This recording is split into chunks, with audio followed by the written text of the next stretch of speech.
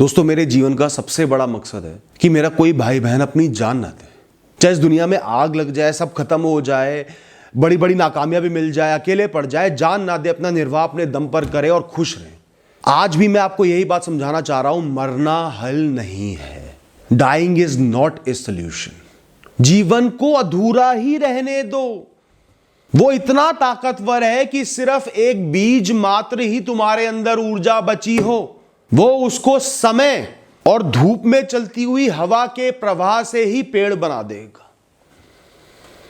सब खत्म हो गया हो, 20% बचे हो, ऊर्जा बची है, जिंदा हो, तो भी समय और कर्म ये तुम्हें वापस 100 पर ले जाएंगे। दोस्तों, कुछ तो जान बची है ना आज भी। ये मत कहना मर चुका हूं जीते जी, क्योंकि ये कह पाना भी जीवन होने का सबसे बड़ा संकेत है। दोस्तों, माना मन टूटा हुआ है तुम्हारा या डर से सहमा हुआ है। मैं इस परिस्थिति को मानता भी हूं और जानता भी हूं, इसलिए मैं इसको नकारूंगा नहीं। ऐसे में आदमी को जीवन से नफरत हो जाती है, कण कण से नफरत हो जाती है, सब मोह माया नष्ट हो जाते हैं और अंधेरों में गुम हो जाने का मन करता है। बस चले जाऊं यहां से, गायब हो जाऊं, खत्म हो जाऊं, मेरे अस्तित्व का विनाश हो जाए। कोई बात नहीं, यहीं से शुरुआत करते हैं ना, यहीं से समझते हैं खेल को, यहीं से सुधारेंगे खेल को। मन किससे डरता है या घबराता है? जो बहुत दूर है, मन कभी भी उससे नहीं घबराएगा। आज तुम्हें सच बता दूं कि अगले 50-60 साल के अंदर अंदर तुम्हारा अस्तित्व मिट चुका होगा, मर चुके होगे। नहीं डरोगे, हंस दोगे, पता है मुझे भी। कोई अनोखी बात बताओ। और अगर कुछ बिल्कुल सामने आकर खड़ा हो जाए, जब तुम उसका सामना कर रहे हो, तब भी मन उससे नहीं डरेगा। जिसे खोने से लोग जीवन भर डरते रहते हैं, उसे खोकर भी वो जीते हैं। जीवन का प्रवाह चलता रहता है, मुस्कुराते भी हैं। जीवन रूपी नदी बड़े से बड़े पत्थर को, चट्टान को या पहाड़ को काटकर भी अपनी राह बना लेती है। दोस्तों, बनी वो कोमल बूंदों से ही है, पर ताकत है उसके प्रवाह में, उसकी इच्छा शक्ति में। तो ये मानकर चलना कि तुम्हारा सबसे बड़ा डर भी तुम्हारे सामने आकर खड़ा हो जाएगा जिस क्षण में तुम उसे झेल लोगे। उसे झेलने के लिए जो कुछ भी संसाधन चाहिए तुम्हारे पास है, तुम्हारे शरीर में, मन में है। ऐसे समय में दिमाग की ऊर्जा में अलग ही वृद्धि हो जाती है, शरीर की ऊर्जा में भी।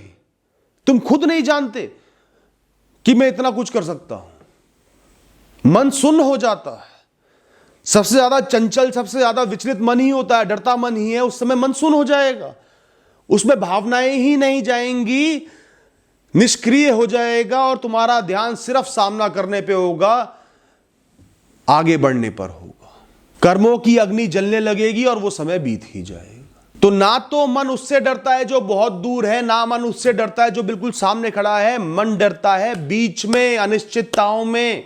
मन डरता है बदलाव से, जिसकी कामना नहीं की, जिसकी अपेक्षा नहीं की, उसके होने से, उसके होने के ख्याल मात्र से मन डरता है, जो सच नहीं है, जो सिर्फ पानी का एक बुलबुला है, उससे मन डरता है। अब देखो जीवन की खासियत, जिनसे डरना चाहिए वो सामने आ जाए तब मन नहीं डरेगा, तब सामना करेगा। ख्यालों से डरता है। क्यों डरे हो? क्यों परेशान हो? क्यों जीवन की सारी उम्मीदें त्याग दी है? क्यों जिंदा लाश बन गए हो? आखिर होना क्या है?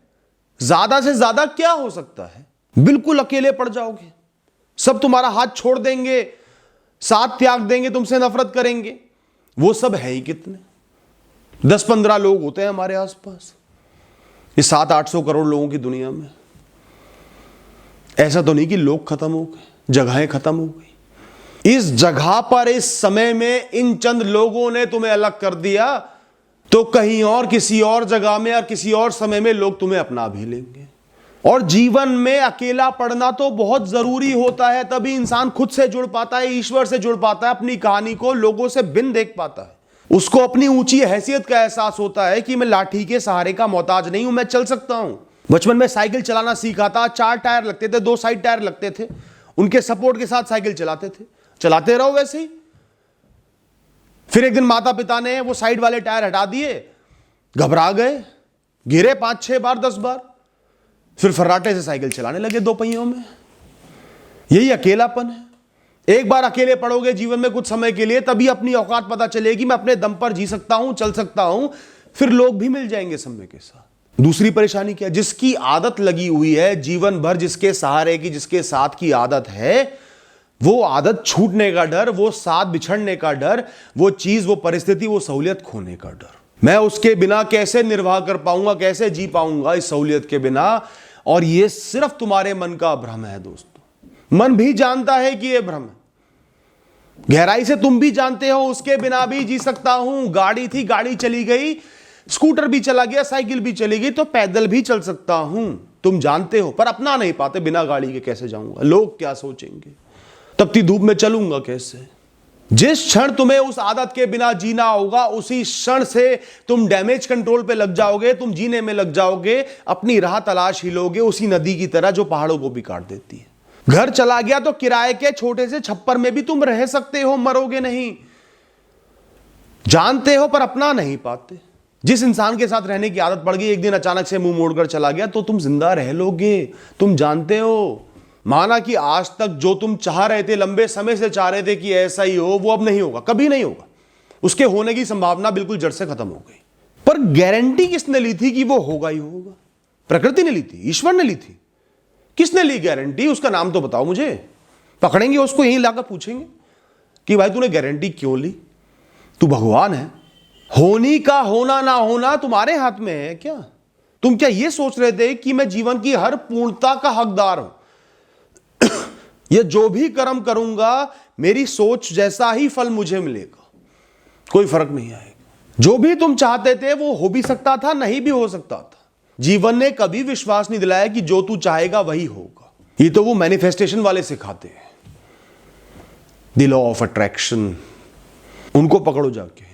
जीवन सिर्फ एक विश्वास देता है, अगर तेरी सांसें चल रही हैं तो तू जीवित है, हाथ पैर और बुद्धि चल रहे हैं तो तू जीवन का निर्वाह करने के योग्य है, जीने के योग्य है। जीवन बातों के फेर में या गहरी सोच में फंसता ही नहीं। वो तो बहुत सिंपल है, वो सीधे सीधे सूत्रों पर चलता है, सीधा फॉर्मूला है। जीवित है, जी सकता है तो जी ले। भ्रमित होना तो हम मनुष्यों की अयोग्यता है। जटिल से जटिल परिस्थिति में खुद को समय दो, जितनी जटिल परिस्थिति उतना समय दो। किसी का सालों का साथ था, अचानक से छोड़कर चला गया, तो तुम्हें आज से ही जीवन की पुनः शुरुआत नहीं करनी, आज से ही सब कुछ नहीं पा लेना, आज से ही नॉर्मल नहीं हो जाना। खुद को समय देना है, 6 महीना, 1 साल, उस हादसे से उभरने के लिए, खुद को दोबारा खड़ा करने के लिए।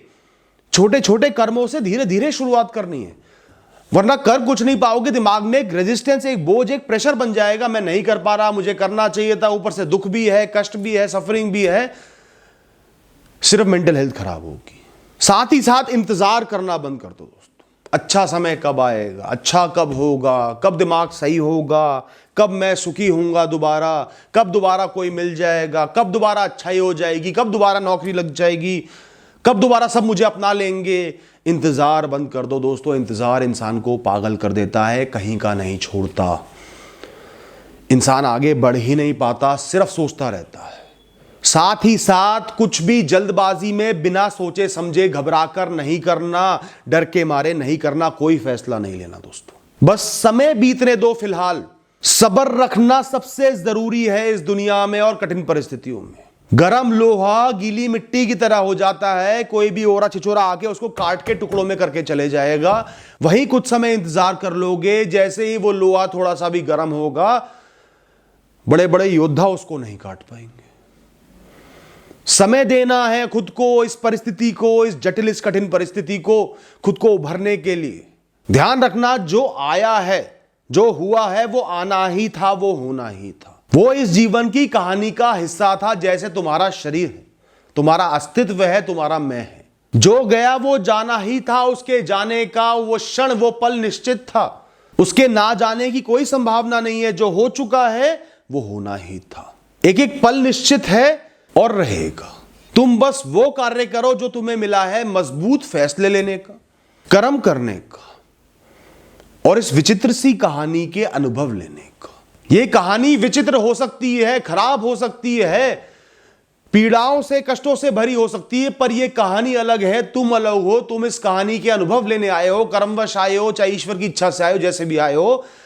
इस कहानी का कुछ समय के लिए अनुभव लेकर जाने के लिए आए हो। इससे खुद को इतना मत जोड़ो कि इसमें उलझ जाओ। इससे खुद को हमेशा अलग रखो, हर परिस्थिति से खुद को अलग रखो। जैसे जीवन कभी एक साथ नहीं रहता, परिस्थितियां बदलती रहती हैं।